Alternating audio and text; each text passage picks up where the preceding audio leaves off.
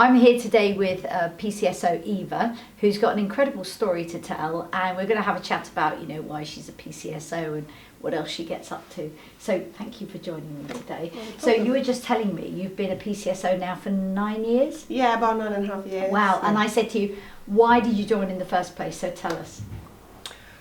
Well, a few years ago I worked in education, and I then got seriously ill, which now is okay, and sort of changed the view for me on life and what I would like to do. I always try to help people and pass on what I know to people.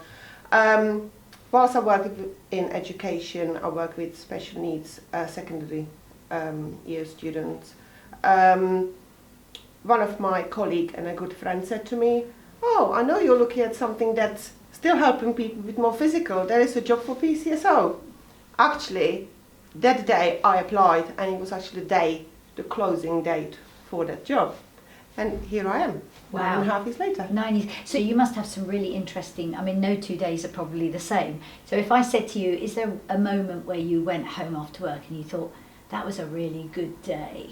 I really enjoyed that day. Can you think of anything that would tick your box for that? I can't think of anything particular as a job, but I enjoy when it's really, really busy. Yeah. So we will get into the office in the morning or the afternoon, depends when our shift starts.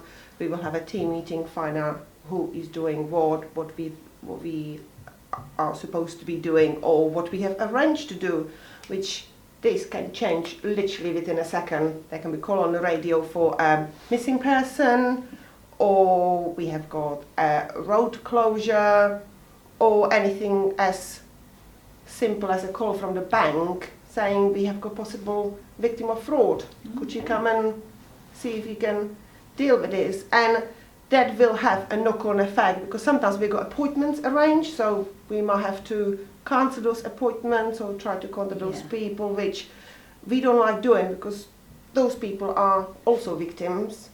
So we have to try to prioritise. And be as flexible as you can be, I suppose. Yeah, it's quite tricky, isn't it? In a couple of weeks' time, I think it's Feb the 14th, we're celebrating 20 years of PCSOs in Sussex Police, and you've done nearly half that time already. So you've seen quite a few changes. But I bet one thing that doesn't change is that walking the beat and being physically visible in people's communities.